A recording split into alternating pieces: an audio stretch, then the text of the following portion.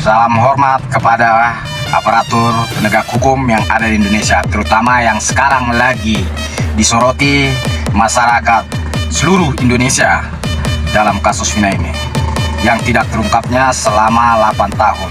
Ada apa? Itu pasti tanda tanya. Kenapa bisa selama itu? Kenapa muncul film Vina Cirebon sebelum 7 hari? Kenapa baru pada bergerak para penegak hukumnya ini? Ada apa? Kalau melalui dari film itu, oke, kita tidak menerima, tidak menyimpulkan seperti yang diduga seperti di film itu. Tapi faktanya ada kan? Ada kejanggalannya kan? Dari awal, dari mulai kasus ini dibilang kecelakaan, ya kan? Penganiayaan, nyampe pemerkosaan.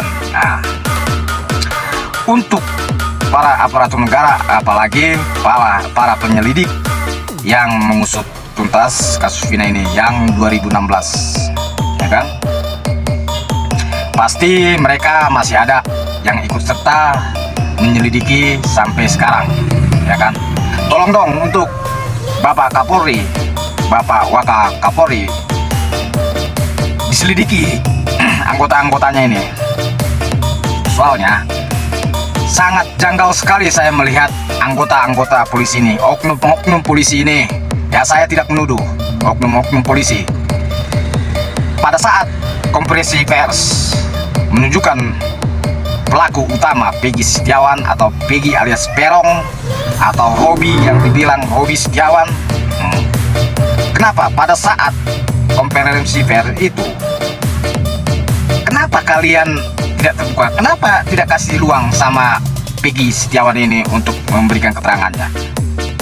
Kami pun rakyat Indonesia tidak langsung mempercayai 100% kalau mereka pun tidak punya bukti atau saksi, ya kan? Berikan kebebasan kepada pelaku ini, ya kan? Banyak kok kasus-kasus yang terjadi kayak pembunuhan itu dikasih kok mereka untuk memberikan keterangannya di awak media. Kenapa ini tidak? Ada apa sebenarnya? Tolong untuk tim penyelidik ini bagus-bagus kerjanya. Masa pas konferensi pers anggota kalian ini, polisi ini, kayak membackup kali si Peggy Setiawan ini kan? Ya, kayak mau tangannya ditutupi, mau di apakan, ya kan? Kayak mau dirangkul. Dia padahal dia tangannya kayak di borgol kurasa, ya kan, di belakang. Nggak mungkin dia lari, nggak mungkin dia atau mau bertindak yang di luar jangkauan, ya kan, gitu. Berikan itulah makanya ada keterbukaan. Jadi jangan karena dia anak orang miskin atau anak masyarakat biasa atau bekerjanya seorang kuli bangunan, kalian tidak memberikan kebebasan untuk berbicara dulu, ya kan? Kami pun tidak mempercayai sepenuhnya. Kami kepengen keterbukaan kepolisian untuk menyelidikinya. Kalau kepolisian untuk menyelidiki ini tidak ada keterbukaan, sampai ke jaksaan, sampai ke hakim pun tidak ada keterbukaan, itu pasti.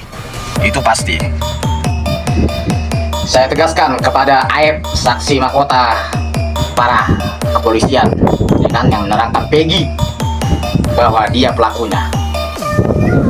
Aep jangan membuat keterangan yang tidak sesuai dengan fakta yang ada di lapangan, ya kan, yang membantah keteranganmu, menurut kesaksianmu kepada kepolisian.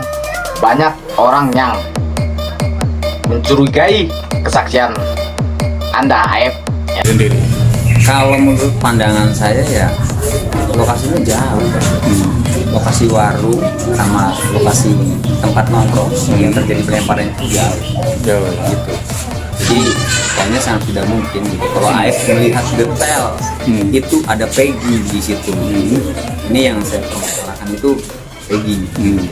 Yang AF katanya melihat detail gitu, sedangkan Peggy beda kacamata, bukan dari di situ.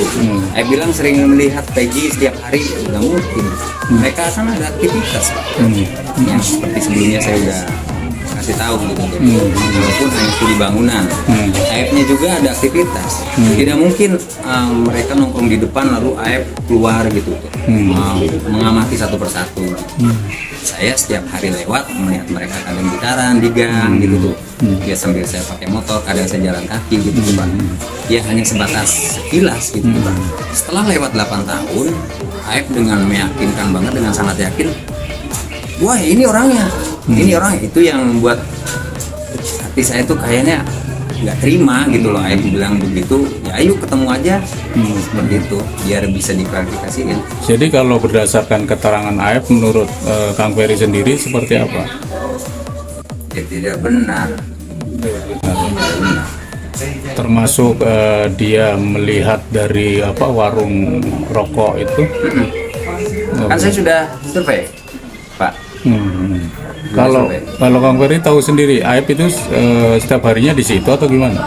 Nah, kalau sekarang saya dipertemukan Aib, ya lupa Pak. Walaupun pada saat itu saya sering cuci motor di tempat Aib, kan dekat tuh Pak. Kalau keluar gang, ya udah tempat cucian motor. Jadi ya tempat satu-satunya cuci motor jadi gitu. Kadang saya tinggal dulu, saya pulang gitu loh. Saya balik lagi, motor udah beres gitu, udah bersih. Ya lupa Pak. Jadi artinya kesaksian Aib sendiri diragukan atau gimana? Diragukan Pak, sangat diragukan. Kalau latar belakangnya sendiri, Aib pernah bermusuhan dengan kelompoknya Peggy atau apa? Kalau bermusuhan sih kesalahpahaman kalau antar pribadi sama Aibnya. Yang ribut itu sama temennya Aib yang anak pang itu, gara-gara bawa perempuan, terlibat pemukulan, sebelum kejadiannya Pak, kejadian bina.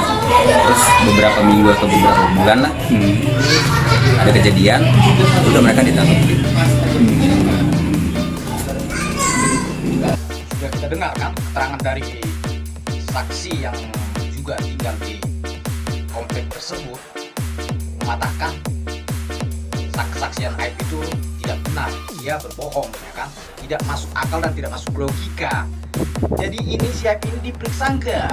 Jangan-jangan dia saksi bayaran ya kan? Kita langsung terbuka aja, langsung nggak ada yang tutup-tutupi. Pokoknya ini kurasa si Aib ini saksi bayaran. Aib dan ayah Egi pasti dia mengetahui kebenaran apa ini ya kan, kasus Vina ini. Ada tekanan di ayah Bapak Egi ini. Orang mau bantu kok malah mau bilang mentiadakan ya kan, nggak mau ingat lagi. Yang terbunuh itu bukan anak bapak aja ya kan, anak orang rakyat biasa juga yang sudah dianiaya, diperkosa, itu harus dipertanggungjawabkan oleh kepolisian juga. Siapa pelaku sebenarnya ya, jangan asal-asal beri kesaksian dari saksi yang dianggap polisi betul bisa untuk mempidanakan para pelaku, padahal saksinya aja ya, menurut saya dan kurasa menurut banyak masyarakat, Aib berbohong.